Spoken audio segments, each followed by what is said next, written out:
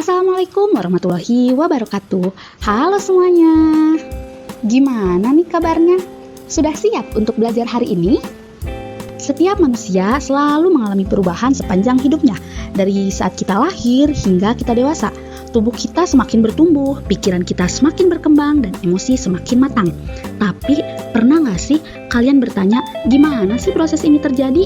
Apakah perkembangan hanya dipengaruhi oleh faktor bawaan atau lingkungan juga berperan? Nah, dalam video ini kita akan membahas mengenai konsep dasar perkembangan, mulai dari hakikat, perbedaan, aspek-aspek, serta faktor-faktor yang mempengaruhi perkembangan individu dan prinsip-prinsip perkembangan. Dengan memahami konsep ini, kita bisa lebih mengenali diri kita sendiri dan orang-orang di sekitar kita. Oleh karena itu, mari kita mulai perjalanan eksplorasi kali ini. Untuk materi pertama ada hakikat perkembangan. Menurut Reni Akbar Hawadi pada tahun 2001, perkembangan secara umum mengacu pada proses perubahan menyeluruh yang terjadi pada individu, di mana potensi yang dimiliki berkembang menjadi kemampuan, sifat, dan karakteristik baru. Perkembangan bisa didefinisikan juga sebagai proses perubahan yang terjadi pada psikis manusia. Konsep perkembangan ini bisa mencakup aspek usia yang dimulai sejak pembuahan hingga akhir hayat. Artinya, perkembangan akan terus terjadi selama manusia hidup.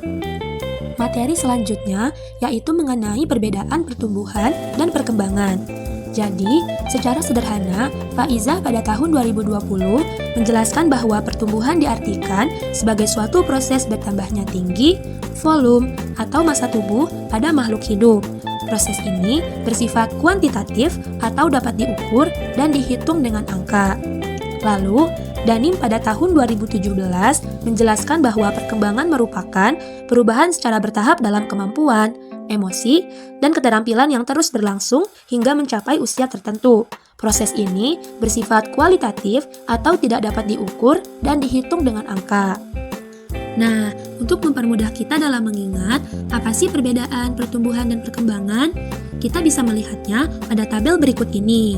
Seperti pada penjelasan sebelumnya, bahwa pertumbuhan itu bersifat kuantitatif atau dapat diukur dan dihitung dengan angka.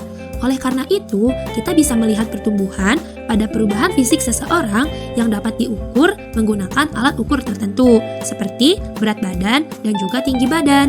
Sedangkan perkembangan bersifat kualitatif atau tidak dapat diukur dan dihitung dengan angka. Oleh karena itu, kita bisa melihat perkembangan ini pada perubahan psikis seseorang seperti kemampuannya dalam mengatur emosi, yang mana hal tersebut akan terus meningkat secara bertahap. Selain itu, keterampilan yang terus meningkat juga merupakan contoh dari perkembangan.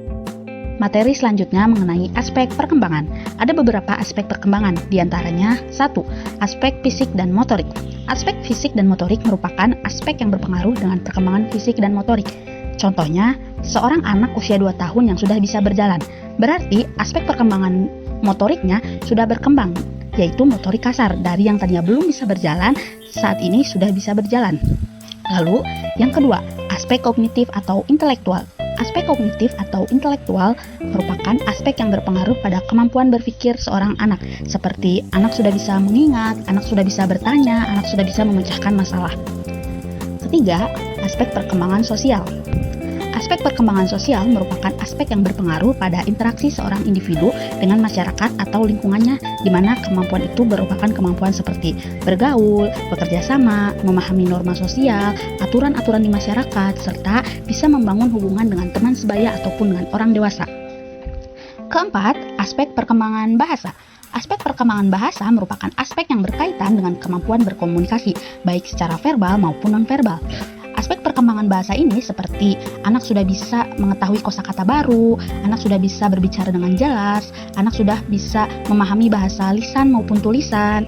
Kelima, aspek perkembangan emosi.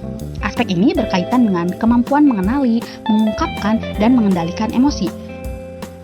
Contoh aspek perkembangan emosi yang biasa terdapat pada individu yaitu seorang individu sudah bisa memahami perasaan dirinya ataupun perasaan orang lain. Seorang individu pun sudah bisa mengelola stresnya serta menunjukkan rasa empati, kasih sayang, dan menunjukkan emosional seperti sedih, marah, nangis, dan bahagia. Keenam, aspek kepribadian dan seni. Aspek kepribadian dan seni yaitu aspek yang menyangkut karakter individu, minat, bakat, serta ekspresi seni. di mana berkembangnya aspek ini dapat ditunjukkan melalui pembentukan identitas diri, keberanian dalam mengutarakan pendapat, serta kemampuan mengekspresikan diri melalui seni, seperti anak sudah bisa mengekspresikan dirinya melalui musik, melalui tarian, melalui lukisan, dan lain sebagainya. Ketujuh, aspek perkembangan moral dan penghayatan agama. Aspek perkembangan moral dan penghayatan agama ini merupakan kemampuan seseorang untuk bersikap dan bertingkah laku sesuai dengan nilai-nilai agama dan moral. Seperti anak yang sudah balik sudah mengetahui mana yang baik dan mana yang buruk. Selanjutnya, yaitu faktor-faktor yang mempengaruhi perkembangan individu. Menurut Yusuf dan Sugandi pada tahun 2018, perkembangan individu dipengaruhi oleh dua faktor utama. Yang pertama yaitu faktor genetika atau herediter. Faktor genetika atau herediter adalah karakteristik yang diwariskan dari orang tua kepada anak melalui gen. Faktor ini mencakup aspek fisik dan psikis yang sudah ditentukan sejak masa konsepsi. Dalam hal ini, pada aspek fisik itu mencakup postur tubuh dan bentuk wajah, dan pada aspek psikis itu mencakup sifat, watak, dan kepribadian. Misalnya, anak cenderung pendiam jika orang tuanya pendiam. Yang kedua yaitu faktor lingkungan. Faktor lingkungan merujuk pada segala sesuatu di luar faktor genetika yang mempengaruhi perkembangan individu termasuk keluarga, masyarakat, dan sekolah.